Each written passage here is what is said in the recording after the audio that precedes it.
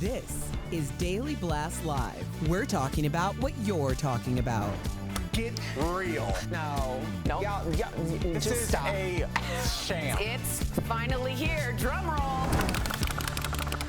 Welcome to DBL. Happy Thursday, everybody. Yes. I'm Sam in for Jeff.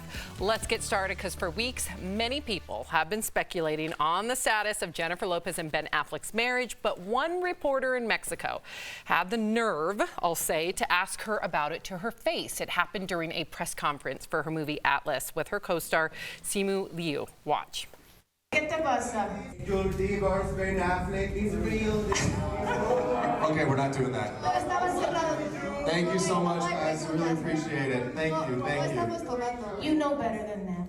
Come on, don't come in here with that energy. What do we think? What do we think, Erica? Should the reporter have done that?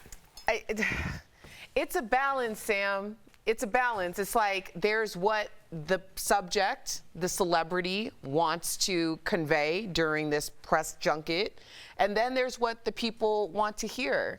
And somewhere in the middle resides the responsibility of the journalist. When you go to a concert, we are going to agree, as one of our favorite artists or our songs or whatever, to sit through some of your lesser known deep cuts to get to the hit. Yeah. Okay. It's when you go to the It's bathroom just- or get a beer. Right. Yeah. You know, we're You get a going beer to in the do bathroom? that. Sometimes. We are going to do that because that's the dance. We're going to get introduced to something new because we're there for something that we love. You're happy, we're happy.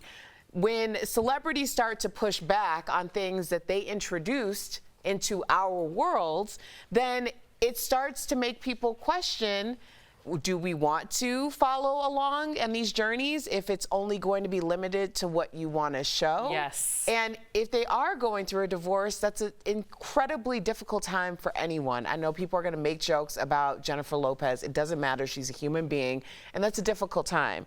But was the question fair? I believe the question was fair. Tori, fair? Yeah, you get the perks, you get all the privileges, you get everything from being a celebrity, and you show off, like Erica said, on your documentary, your love life with Ben, you have Profiting endorsements. from it. Yeah, profiting from it. Then you better believe that the scrutiny is going to be higher for someone who's in the public. Because you get that, that's why it's harder to sue for defamation, because you've put yourself out there willingly. No one put a gun to JLo's head to make this very public, so we have a right as the journalists and as the people in the public watching her to question when some big pop culture icon couple seems to be breaking. I also noticed she didn't say no.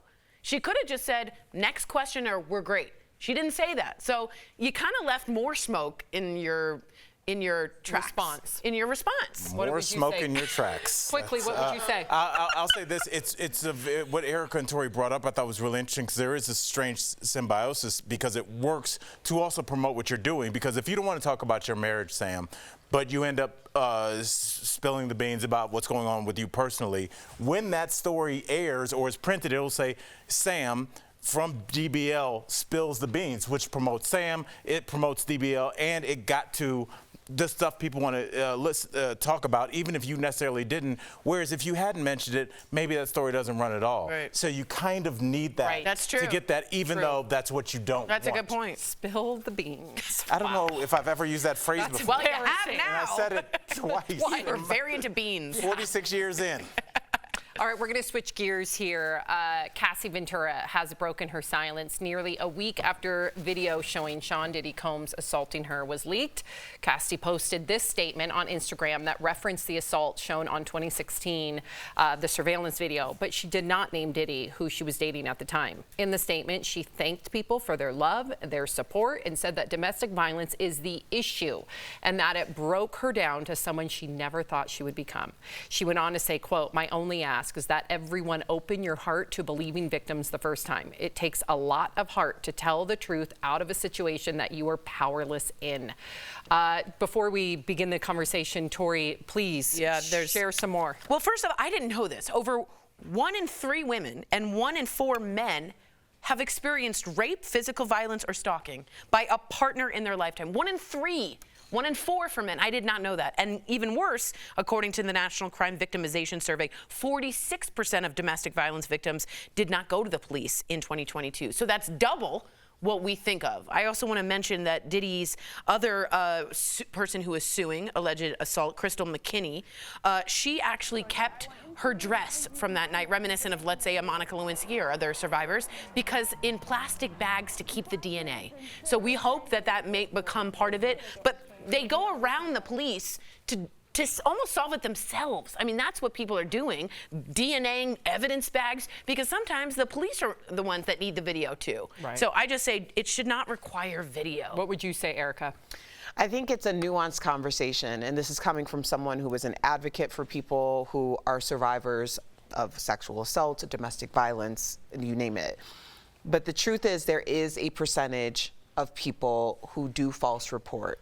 And so I don't ever want to blanket the statement, although I believed her, and I do believe when people come forward and say, this is my truth. But that's also the reason why there should be absolute strict penalty for anyone who is false reporting. Yeah, right. Yes. As a deterrent. Right. Because that's what happens when you muddy the waters with making up stories and for whatever gain. Then all of a sudden every victim that comes forward is a false reporter, which we know based on statistic alone is not the truth. Yeah, you said it perfectly. Yeah, that was well said. Coming up on DBL, Patton Oswalt is sharing what it's like honoring game show greats as the host of the 1% Club. And the Brat Pack reunites to clear the air in a new documentary. We're going to talk all about it next.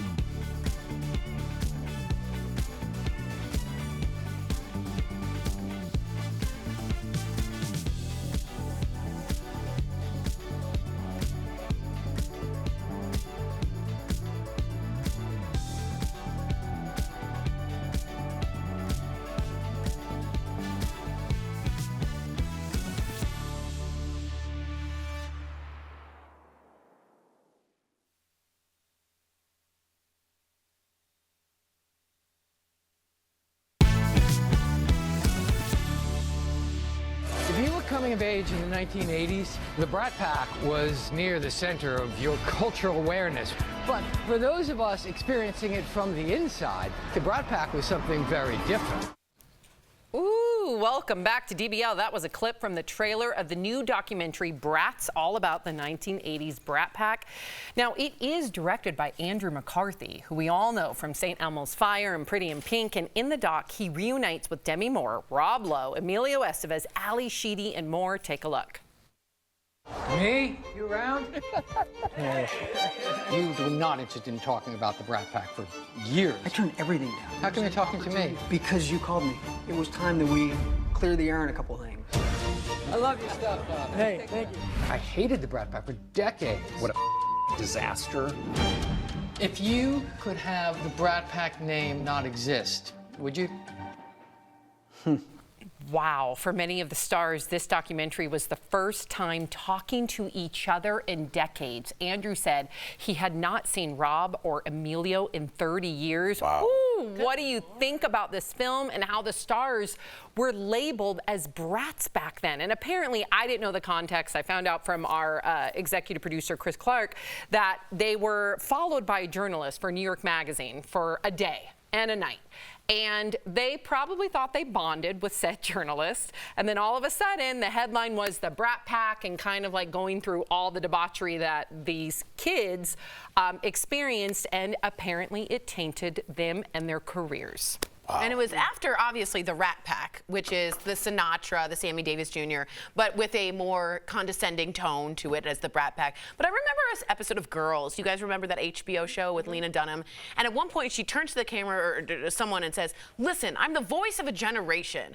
And the Brat Pack, in a way, just was the social climate of that generation. And whether or not we look down on them or the brattiness of whatever it was, they represented the 80s in a very specific way that is hard to get rid of, at least in our minds that went through it and watched them. I know it must have been hard from the inside, but we loved having that voice of a generation. Yeah, I love that take, because that's exactly where my mind was going. Oh my God, Erica. We were totally going down the same tunnel, because I'm looking at this the same way that I look at any pop star, especially younger people who are coming up in the industry, and they're seen as, you know, the voice of the generation or the face of the generation, or, you know, the tastemaker. Because it was the 80s, and let's face it, the whole country were brats. Yeah, we were like, greed is good. The 80s were a sign What a great point. Greed, and it was overconsumption. Right. Like, it was flash, and I think it's like when we see these young stars coming up in Hollywood, and we're like, well, how dare they do this? We did this. We set this up for them. But they also paid the price. Yeah, Robert Downey Jr. That because they didn't have any autonomy over their stories. Right. Which is why social media has become so important. Sometimes it helps, and sometimes it hurts people having too much autonomy over their stories. But you do have that where they just didn't. They didn't have any of the narrative. Yeah. Well, do you also think that the overexposure hurt their careers to be almost like, you know, to blend into any character that they play as an actor? Well, obviously, I haven't seen the full film, but we did see Emilio Estevez pause when he said, do you wish that the Brat Pack never existed? And the reason that he paused is because you got to stop for a second and be like, that's probably the reason that you're standing in the living room of my beautiful estate. There is, you know, brand recognition. You cannot tell the story of entertainment in the 80s without the Brat Pack. Absolutely. And I'm sure after they had some reflection, or even when they were in it in real time, I'm sure there were a lot of it was unpleasant. But also, you were as famous as you could be in the 80s, back when it was fun to be famous. And he's still famous because they're selling a movie off of it 40 years later. Yeah. So there has to be some push and pull there. So I think that that was a real honest hesitation, where I'm sure he's had a lot of angst over this experience in his life that has branded his life since then. And the not talking kind of shows that. But I don't know if we'd be talking about Emilio Estevez today if it wasn't for him. And look how intrigued we all are. I can't wait. It's our childhood. I cannot wait. Can't wait. Are we the Brat Pack of talk shows? We're not brats. Oh, yeah. Coming up on DBL, our interview with Patton Oswalt. He's telling us all about hosting the 1% Club.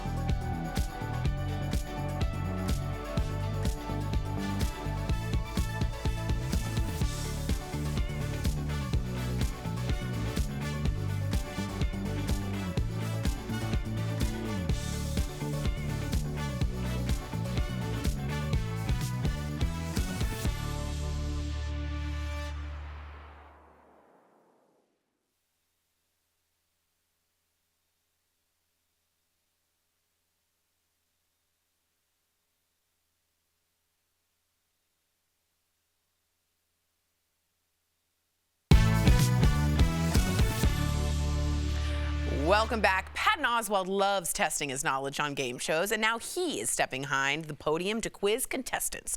Earlier, he spoke to us about hosting the new show, The 1% Club. Take a look. We love him. Patton Oswalt, welcome back to DBL. Good to see you. How you guys doing? We're doing great. Better now that you're here, Patton. You are making your game show hosting debut for the new The 1% Club, Mazel Tov. Are there any famous hosts that influence how you host? Oh, well, listen, no, because I went out of my way not to take their energy because I'm a huge, I am very, it's very clear when someone's influencing me. If I had my way, I would just do Richard Dawson. Yeah. I do wear a vest every show. I do wear a vest in deference to the Dawson. But I mean, obviously the smoothness of Bob Barker. That weird kind of snarkiness of Richard Dawson, the absolute kind of godlike brainiac of Alex Trebek, and then the playfulness of Gene Rayburn. There's so many. Yeah. I walk among gods. The big question is, do you use one of those pencil microphones? Tiny mics. Yeah, the tiny mics. There was a conversation where I was like, can I have? And they're like, well, no, we're not doing any microphones. But if I could have, there was a brief moment where they were going to maybe let me have that, and they went, no, we can't do that anymore. That would have been my first question. I don't know Barker. why. So crazy. I know. So how is the 1% Club different than any other game show, and how does it work? Well, basically, you answer first off, the contestants are the audience. It's 100 contestants, and they answer questions that were scientifically polled to, like 90% of Americans got this one, 80% got this next one, and you work your way up to the 1% question. The questions have nothing to do with historical knowledge, facts, trivia. It's all puzzles and how your brain works. Whoa. Contestants, is this woman pulling back the arrow with her left or right foot? Which is, well, it's cool, but it's also frustrating for some people because sometimes you can be a PhD person and go out on a 90% question because maybe you're not good at spatial stuff, maybe you're not good at sequential numbers, and then you watch the rest of the game, and we've had people go out on early questions and they're like, I got the 1% question immediately.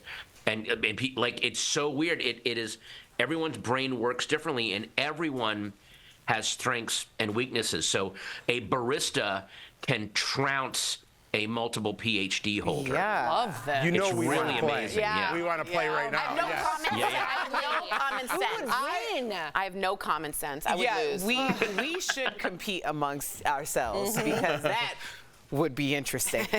Yes. You have actually been a contestant on some game shows such as Wheel of Fortune and Jeopardy, which I saw. And what is it about game shows that you love, and how are you so good at trivia? Oh my God! Here's why I'm good at trivia. I don't know why I have it. My brain retains if there's a nugget of information that will be of no use to me in my life, my brain will keep it. If it's a password, a phone number, a life-saving technique, gone. But if it's if it's Richard Jekyll's as the fourth star of 3:10 to Yuma, I know it. It'll never help me. That's how my brain works. Super obscure. I love it. So, Patton, okay, here's the thing. I want to show you this as a parent. I love this. We're looking at this video that you recently posted of you on daddy taxi duty for your teenage daughters. Does everything you do embarrass her, or are you the cool dad? Tell us. Oh, well, I mean, I spend a lot of time with her. Anytime I'm home, we will go do like a daddy-daughter day or a family day. But it has that thing of she clearly likes hanging out with us, and she's also insanely embarrassed by us, like on the same level. It's their gentle way of going, I appreciate all your input. I'm trying to form my own thing, and part of forming it is rejecting what you're doing. Right. And it comes out as, ugh. That's all it is. Yeah, exactly.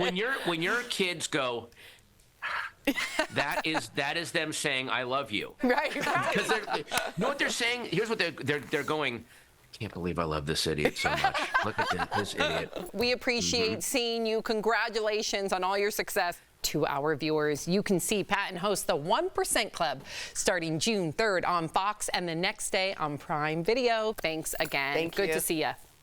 Thanks, guys.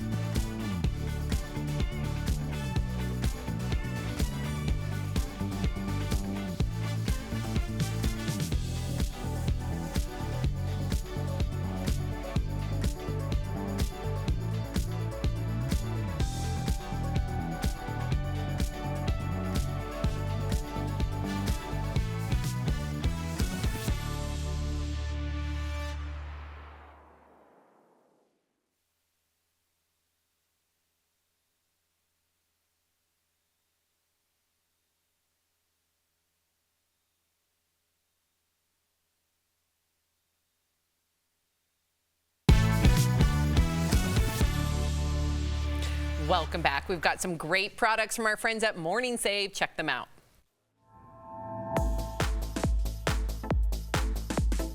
All right, let's go shopping. What do you have for us today, Steph? Hey, Tori. Hi, DBL Nation. I am so excited to show you all of the fabulous things we've got today. You're going to absolutely love it, so get ready to come shopping with me. First of all, kitchen, or your house all over it. Look at it. It's the Green Pan Hard Anodized Non-Stick 13-piece cookware set. This deal includes an 11-inch frying pan, a 1-quart saucepan with pour spouts, 3 different size stock pots with lids, a stainless steel colander, and multiple cooking utensils. Wow. So normally this is $250, Yep. unsurprisingly. Yeah, it's a good. However, we've got it for $89.99. It's saving 64%. Up next, we've also got another great kitchen product. So So this is the Stasher Reusable Bags 8-pack variety bundle. The deal includes 8 reusable bags in lots of different sizes. There are snack, sandwich and half-gallon bags. And unlike other reusable bags, these are leak-free. So normally this is $116. However, we've got it for $29.99. That's saving 74%. Next up, this I love so much. It's the Sharper Image handheld garment steamer. Oh, we all need this. This deal includes 1 steam iron fabric steamer. This steamer is ready to go in less than 30 seconds and able to steam for up to 17 minutes. Ooh. Normally this is $71. However, we've got it for $24.99, saving 65%. That's so nice. Our last product is the Sleep Restoration Down Alternative Reversible Comforter. Ooh. This doorbuster deal includes 1 king-size comforter. Now we know doorbuster deals are very popular, so we have a limit on this. I could see that. 2 per customer. Okay. Normally this is $42. However, we've got it for $20, saving 52%. Head on over to morningsave.com to snag these amazing deals at the lowest prices, or you can even scan the QR code on screen to take you directly to these products on Morning Save's website. Thank you so much, Steph. Ooh, DBL's new every day. We'll be back tomorrow, same time, same place. Oh, how much time do we have? Ooh. Okay, we can talk about, we were talking about Revenge of the Nerds. Yeah, you guys are really into this 80s nostalgia. Well, talking about the Brat Pack, we got into different Revenge movies. of the Nerds, the rap at the end, and then the rap also in Teen Witch. Do you remember that one? Top that. Do you guys not remember this? Top that. Yes. Top that. And Because I don't really get it. I don't about really get that. about that. Oh, that was so embarrassing. But yes, it was. But that's exactly how it was, honestly. You're right. And then they did, like, because it's what's that? Yeah. Oh, what's Supersonic. Yeah. Okay. Anywho, have a great day, everybody. See you tomorrow.